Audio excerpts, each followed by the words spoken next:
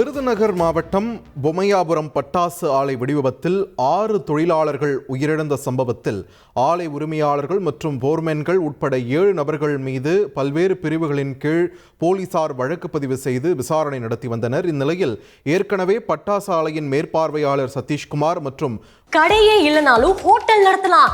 இங்க ஒருத்தர் food drug business பண்ணி மாசம் 6 லட்சம் ரூபாய் சம்பாதிக்கிறார். எப்படின்னு தெரிஞ்சுக்க ஃப்ரீடம் ஆப்பை டவுன்லோட் பண்ணுங்க.